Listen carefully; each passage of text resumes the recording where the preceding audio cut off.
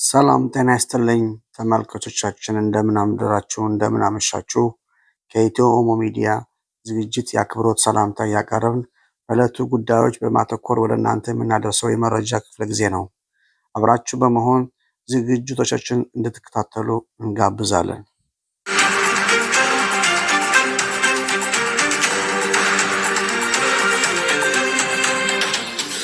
የብልጽግና ስርዓት በወልቃይትና በራያ ላይ ውሳኔ አስተላለፈ። የኢትዮጵያ ብሔራዊ ምርጫ ቦርድ በአማራና በትግራይ ክልሎች የይገባኛል ጥያቄ የሚነሳባቸው አካባቢዎች በተመለከተ የተሰጠ ውሳኔ ዛሬ ባወጣው መግለጫ አስታውቀዋል።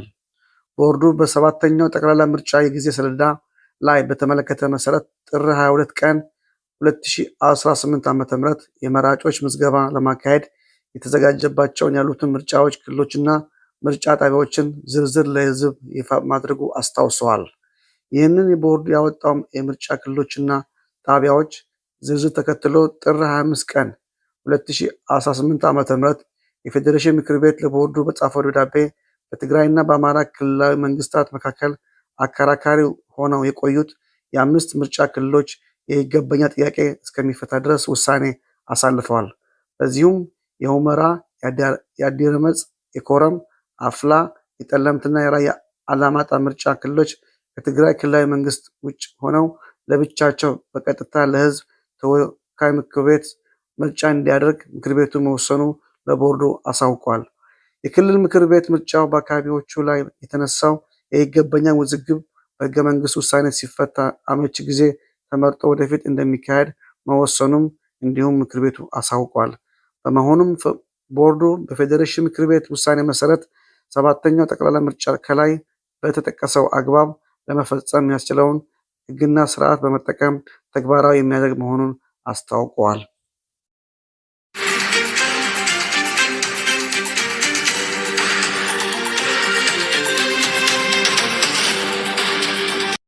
የብልጽግና ስርዓት በአሪ ዞን ጂንካ ከተማ ነዳጅ ለምርጫ ቅስቀሳ እየተጠቀሙበት ነው። በአሪ ዞን ከተማ የሚኖሩ ነዋሪዎች ለሚዲያችን እንደገለጹት ብልጽግና ስርዓት ለምርጫ ቅስቀሳ በተለያየ ስራ የተሰማርተው የሚገኙ ሹፌሮችንና የመናኸሪያ ደንብ አስከባሪዎችን በማስገደድ በአሪ ዞን ከሌሎች ከተማ በተሻለ ሁኔታ ነዳጅ በጥሩ ዋጋ እንደሚሸጥና ማህበረሰቡ ተጠቃሚ እንደሆነ በአሪ ዞን ኮሚኒኬሽን ሚዲያ እንዲሰራጭ አድርገዋል። ነገር ግን እውነቱ በጂንካ ከተማ የነዳጅ እጥረት እንዳለና በሌትር በማደያ እስከ 185 ብር እንደሚሸጥና በውጭ ጥቁር ገበያ 200 ብር እንደሚሸጥ ነዋሪዎች ጠቁመዋል። በነዳጅ ህገወጥ ንግድ የተሰማሩ የብልጽግና ስርዓት ካድሬዎች ሲሆኑ ሰንሰለቱ እስከ ዞን ከፍተኛ ካድሬዎች እንደሚደርስ የውስጥ አዋቂዎች ለሚዲያችን ገልጸዋል። በናፍጣ አቅርቦት ዙሪያ ከሌላ አካባቢ የተሻለ ነው። በመርሃ ግብር በምን በእያንዳንዱ ረጅም መንገድ ለሚሄዱትም ንግድ ኢንዱስትሪ በበቂ ሁኔታ ናፍጣ ይቀርባል።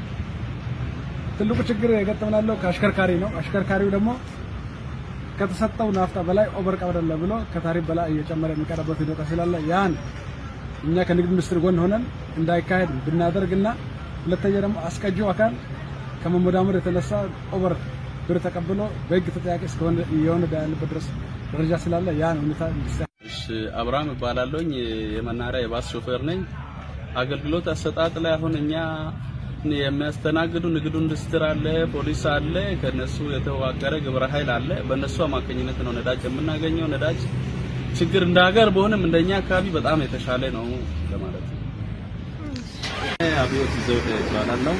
ሲኖ ሾፌር ነኝ እና ከዚህ ፊት በጣም ያው ተጨናንቀን ተቸግረን ነበርን። አሁን ከዛ የተሻለ ነው።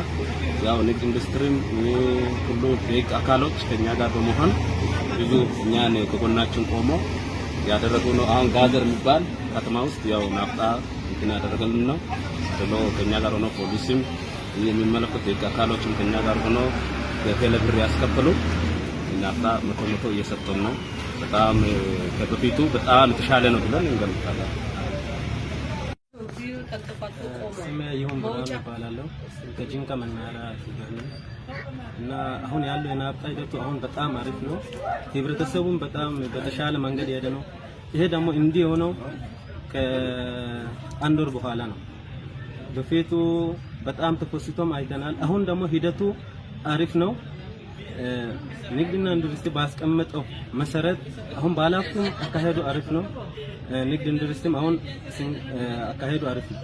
ናፍጣ በተገቢ ያገኘን ነው። በዚሁ እንዲቀጥል እንላለን። ጥቂት ሰዎች አስተያየት ቢሰጡም ነገር ግን በአሁኑ ሰዓት የጂንካ ነዋሪዎች እንደገለጹት ነዳጅ ዋጋ እንደጨመረና በግለሰቦች ያለአግባብ እንደሚሸጥ፣ ነዳጅ በከተማው እጥረት እንዳለና መኪናዎችም እንቅስቃሴን እንዳቆሙ ነዋሪዎች ለሚዲያችን ገልጸዋል።